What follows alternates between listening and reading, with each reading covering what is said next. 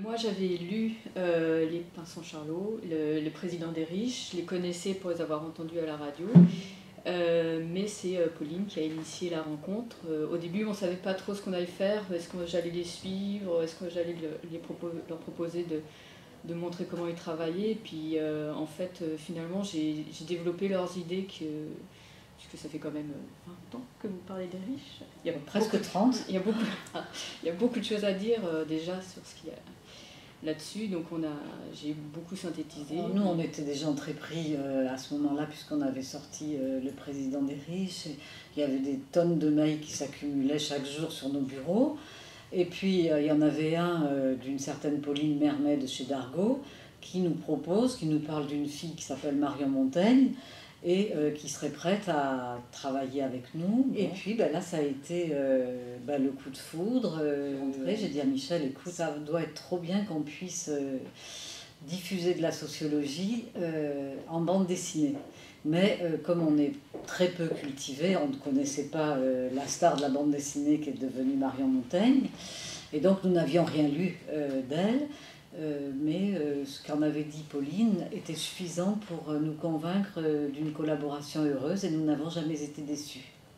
Moi, ce qui m'a marqué, c'est pour me faire comprendre ce qu'est la violence symbolique, ils m'ont emmené place Vendôme. Et moi, ça marche très très bien, la violence symbolique. C'est quand on est très mal à l'aise dans un milieu qu'on trouve trop bien pour soi. Et on est allé regarder des bagues chez Chaumet. Pas regarder, non, on a essayé des bagues. C'était vraiment drôle parce que c'est vraiment la première fois que je faisais l'expérience vraiment en moi, quoi. Enfin, c'est tout le malaise que je ressentais, j'avais vraiment pas. En plus, j'avais fait une séance de dédicace le matin, donc j'essayais des bagues avec plein de feutres, c'était écrit acheter le pain. Enfin, c'était très particulier. Au départ, on lui faisait essayer des alliances sans donner de prix. Et alors à la fin, Marion demande à la dame absolument charmante, très élégante, qui avait un langage très coloré, très efficace dans l'excellence. C'était toujours très beau. Et la dame, qu'est-ce qu'elle t'a dit? Ce n'est pas une question de prix, c'est une question d'esprit. Elle m'a regardé de haut en bas en disant, il est évident que si vous aviez eu plein de sacs Louis Vuitton, des lunettes Dolce & Gabbana, je vous aurais peut-être proposé autre chose. Vu comment j'étais habillée, oui, c'était pas difficile de comprendre que... Mais au moins, c'était vraiment... on y allait, quoi. On est allé sur place. Puis après, j'ai rencontré... j'ai beaucoup aimé rencontrer Gagnant du Loto, parce que la Française des Jeux m'y a permis, grâce à vous.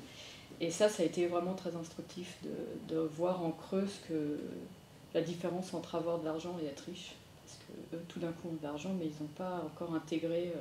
Ils culpabilisent même certains, donc c'est très très très instructif. Et pour nous, c'était, pour Monique et moi, travailler dans le secteur de la bande dessinée était une manière de diffuser encore un peu plus largement notre travail, ce qu'on essaye de faire depuis beaucoup d'années dans notre activité de sociologue, de diffuser en n'étant pas limité aux revues professionnelles et à des ouvrages publiés de façon très discrète par des maisons aux petits moyens. On a beaucoup essayé de diffuser aussi largement que possible cette expérience des quartiers qu'on a eue et que Marion vient de résumer. Et elle a résumé exactement ce que nous avons commencé aussi à vivre en faisant des enquêtes dans cet univers.